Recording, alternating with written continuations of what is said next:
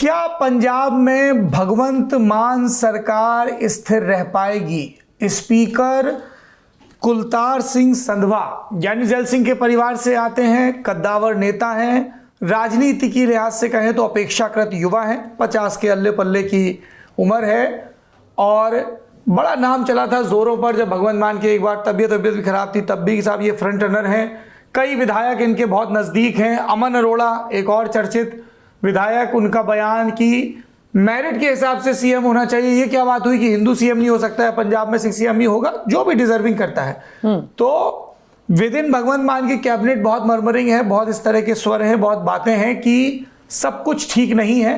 और लोग ये भी कह रहे हैं कि राघव चड्ढा और संदीप पाठक को तो टालने में भगवंत मान आसानी से कर लेते थे, ठीक है कि दाएं बाएं कर दिया, लेकिन अब अरविंद केजरीवाल सीधी दिलचस्पी लेंगे क्योंकि अब तो फुर्सत ही फुर्सत में है। दिल्ली में तो अगला चुनाव एमसीडी का जब होगा तब होगा, तो ज्यादा क्लैश होगा। भगवंत मान वर्सेस अरविंद केजरीवाल भी स्थिति बन सकती है और पार्टी के भीतर खाने कोई एक एकनाथ शिंदे निकल सकता है। ये बात बहुत पहले से चर्चा में है कि स्थिर नहीं है पंजाब गवर्नमेंट। इमेजिन इतनी ब्रूट मेजोरिटी 92 या 91 वहां पर है, इतनी ब्रूट मेजोरिटी लेकर भी आप स्थिर नहीं है आउट ऑफ 117 जी। और बहुत पहले से बहुत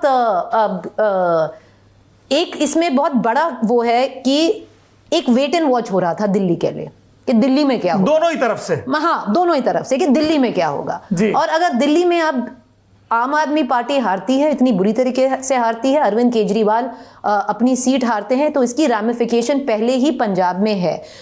मुझे लगता है बहुत बड़ी पॉसिबिलिटी है कि जो महाराष्ट्र में हुआ वो यहाँ पर हो सकता है और बहुत जल्द हो सकता है।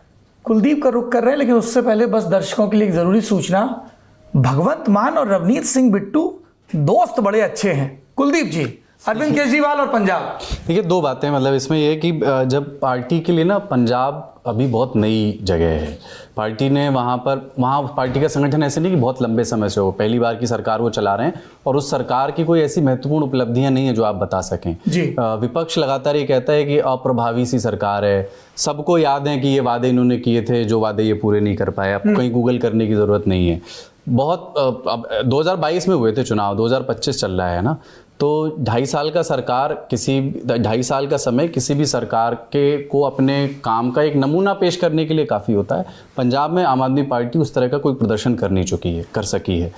बात आप कह रहे हैं कि भगवंत मान वर्सेस केजरीवाल, मुझे लगता है कि दो मोर्चों पर ज़्यादा समस्या हो सकती है। वो ये कि भगवंत मान के नेतृत्व को लेकर के जो पहले ही सर्वस्वीकार्य नहीं था, उसको लेकर के अब ज़्यादा मुखर आवाज़ें उठेंगी केंद्रीय आला कमान की ओर से।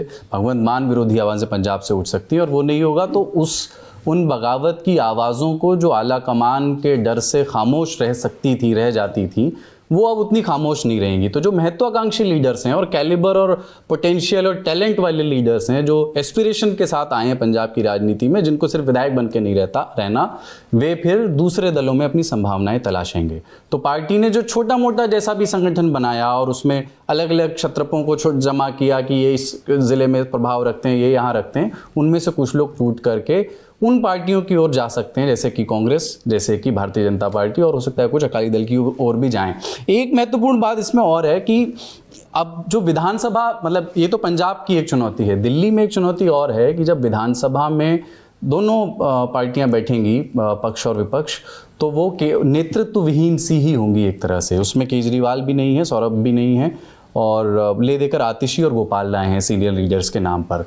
अभी तक आम आदमी पार्टी जो लीगल मसले होते थे ना, जो लीगल प्रॉब्लम्स क्रिएट कर सकते थे, उनको वो सदन में उठाते थे, क्योंकि वो वहाँ कॉन्स्टिट्यूशनल सुरक्षा मिलता है, वहाँ पर आप किसी भी विषय पर बोल सकते हो। प्रखर वक्ता उनके पास हैं ही शुरू से, लेकिन उन प्रखर वक्ताओं के नाम पर अब उतने एग्रेसिव लोग नहीं हैं। तो विधानसभा में भी पार्टी एक तरह से नेतृत्व विहीन सी है। आतिशी के नेतृत्व को लेकर के वैसी स्वीकार्यता नहीं है जैसे मनीष और अरविंद केजरीवाल को लेकर के थी। आतिशी एक मेकशिफ्ट अरेंजमेंट थे, सिर्फ तभी के लिए जब उनके सीनियर लीडर्स उसमें थे। एक बात और है, जब लीगल प्रॉब्लम्स होंगी ना, इस बार जब जेल भेजे जाने की बात होगी, तो इंडिया 2024 के लोकसभा चुनाव के समय हमने देखा था कि कांग्रेस लीडर राहुल गांधी भी कह देते थे, ट्वीट कर देते थे कि ये गलत है, या जो मौजूदा सरकार पर जो है कि ये तानाशाही है, आप विपक्ष के नेताओं को जेल भेज रहे हैं।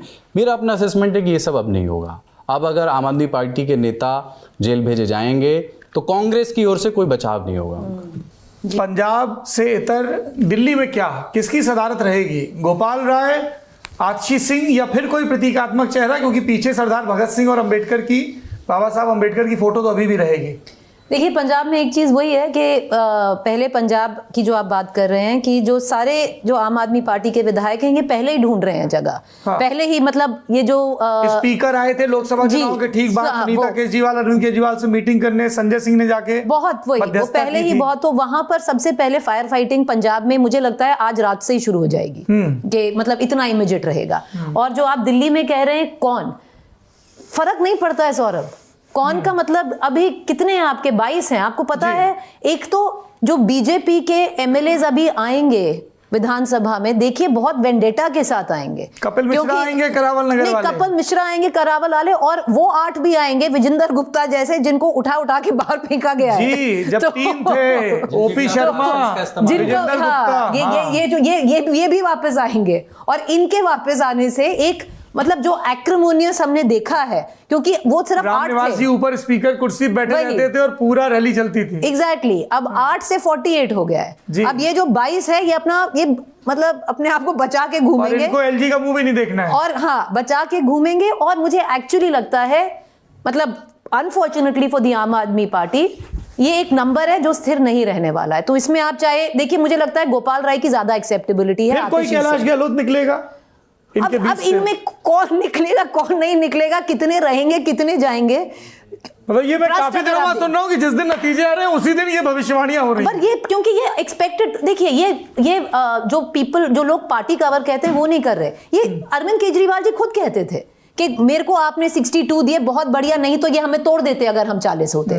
कुमार विश्वास ने भी यही कहा कि अभी जो है उनमें से भी कई चले जाएंगे। और क्योंकि बहुत सारे ये ऐसे विधायक हैं, ऐसा इनमें से जो जीत के आए हैं, इनमें से 3 तो वही हैं जो बीजेपी से आए हैं। मैं मतलब अगर आप तिमारपुर की सीट ले लीजिए, मुझे लगता है जितेंद्र सिंह शंटी जीत गए हैं। हाँ, और वो वाली मतलब 2-3 सीट्स ऐसे लीजिए, ये बीजेपी से आए। ये कोई कोर जो मॉरल आइडियलिस्टिक आइडियोलॉजिकल ग्राउंड पर आम आदमी पार्टी खड़ी थी, ये नहीं है। इन सबको देखा गया विनेबिलिटी किसकी बेस्ट है, कोई सीट काटी है भी नहीं, क्योंकि आपने महरौली से नरेश यादव टिकट काटा, वो चले गए, आपके जितने 7-8 टिकट कटे सब चले गए। तो आपने अपने आप को आइडियोलॉजिकली एग्जैक्टली वैसा कर दिया जैसे और पॉलिटिकल पार्टीज हैं। तो अब ये एमएलए और पॉलिटिकल पार्टीज के जैसे क्यों नहीं बिहेव करेंगे, और आपको क्यों, they will do the best for themselves.